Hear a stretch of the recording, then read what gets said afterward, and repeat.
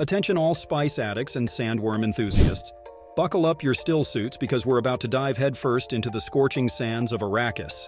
That's right. We're talking about the sequel that's got everyone buzzing like a thopter in a spice blow. Dune Part Two. What kind of mind-bending visions and heart-pounding action await us in this desert epic? Will we see Paul Atreides ride a sandworm or just get a mouthful of sand? Before we jump into these reactions faster than you can say, the spice must flow, make sure to smash that like button and subscribe to catch more reaction videos that'll make your head spin faster than a Holtzman shield. Now, let's dive in. He's blind. Yeah. He looked right at that shit. It's crazy how bright it was even down to the last sliver. Holy Macroni. Talk about making an entrance. The Fremen are serving looks that could kill, and probably will. Those glowing blue eyes are giving me the chills, and I'm not even on the ice planet Hoth. Oh! You spoke too soon.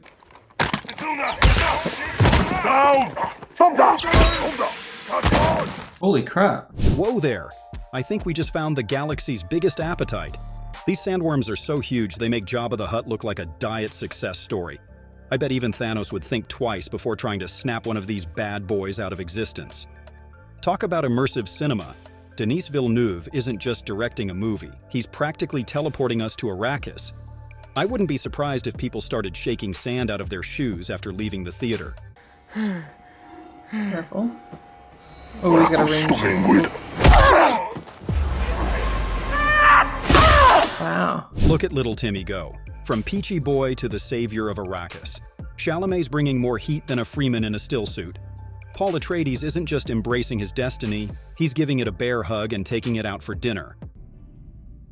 Father is dead. The heck is that? Looks like a fetus. Yeah, like a rat.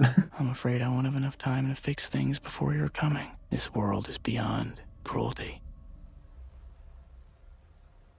Did he pass out there? That doesn't look like a comfy place to sleep on purpose.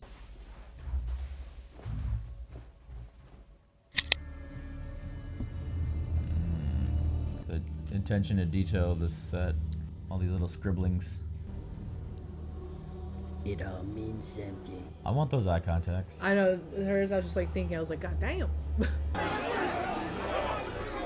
Spies, Damn. you don't make him here. Get the fuck out. You don't belong here. It's funny, they're not gonna spit at his feet because that's respect. It's like, "Boo, I spit up, bitch."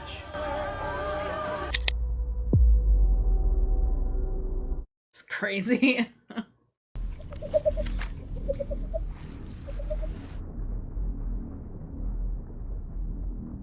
I'd be skeptical to be the only people staying here.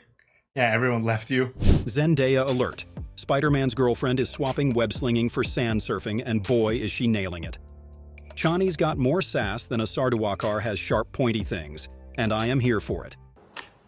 Oh. All right, so that wasn't really a question. No, you're gonna take the position. I'll be given centuries of pain and sorrow. Elvis has left the building and entered the universe of Dune. Austin Butler's Feyd-Rautha is so creepy, he'd make the Joker ask for makeup tips. I haven't seen a villain this unsettling since my grandma tried to force-feed me her special casserole. Talk about family drama. This revelation's got more twists than a pretzel in a tornado. If you thought your Thanksgiving dinners were awkward, wait till you see what the Atreides clan has cooking. Get on, this thing's fucking huge.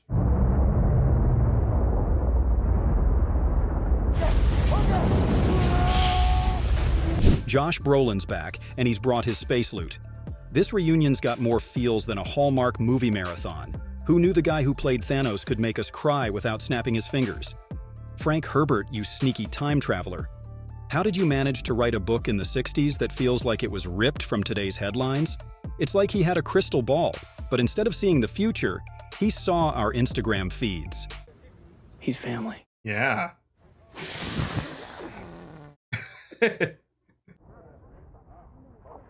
Like one of the greatest fighters on this whole planet. Holy mother of action sequences. This isn't just a battle. It's like someone took every epic fight in history, mixed it in a blender, and sprinkled it with space magic. My eyes don't know where to look. It's like trying to watch a tennis match played by octopuses. Hans Zimmer's done it again. This score's got more epic vibes than a Viking metal concert on Mount Olympus. I swear, if you listen closely, you can hear the sound of every other composer giving up. But let's break it down a bit more, shall we? Dune Part 2 isn't just a feast for the eyes and ears, it's a full-course meal for your brain too. First up, let's talk about the visuals. If you thought the first movie was pretty, this one's like the Mona Lisa of sci-fi. The desert landscapes are so vast, you'll feel like you need sunscreen just watching them. And don't even get me started on the sandworms. These things are so detailed, you can practically count their teeth.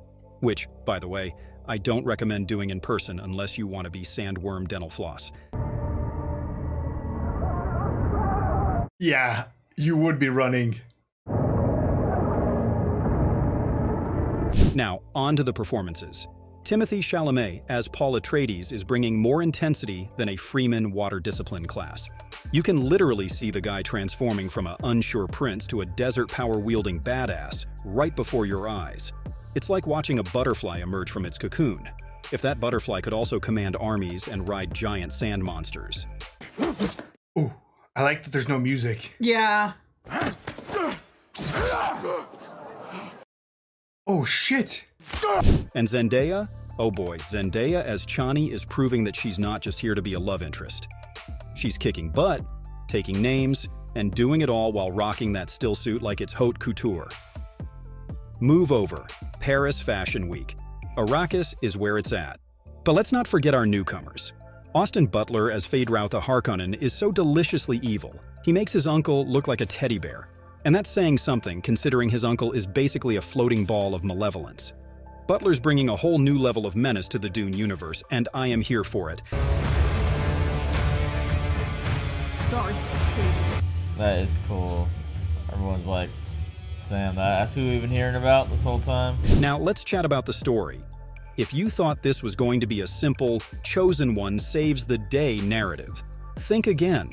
Dune Part 2 is taking that trope, turning it on its head, spinning it around, and then asking it some seriously uncomfortable questions about destiny, power, and the dangers of blind faith.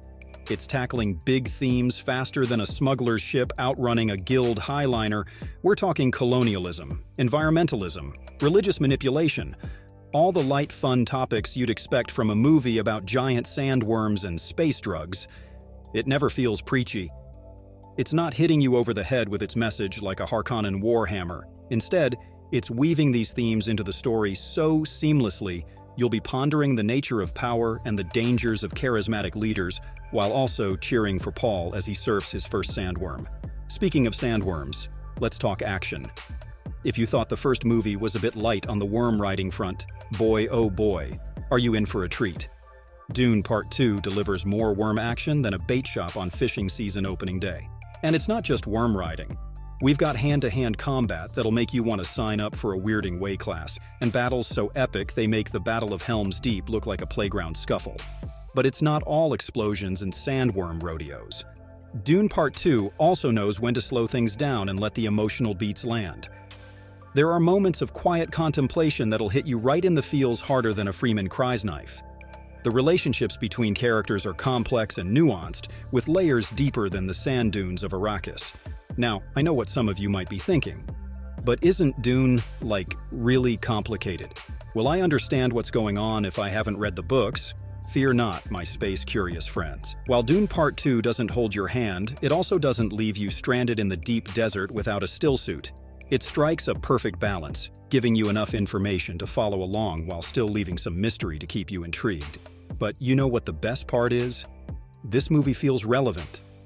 Yeah, I know it's set in a far-off future on a desert planet with giant worms and space witches. But somehow, some way, it manages to speak to our world today. It's like Frank Herbert had a crystal ball when he wrote the book back in the 60s, and Denis Villeneuve found that crystal ball and went, "Yep, still works." So what's the verdict? Is Dune Part 2 the sci-fi epic we've all been waiting for? Based on these reactions, it's not just living up to the hype, it's setting a whole new bar for what sci-fi movies can be. Whether you're a die-hard fan of the books, or you think Dune is just a fancy word for sand, this movie has something for everyone. It's got action, drama, romance, and enough eye candy to give you visual diabetes.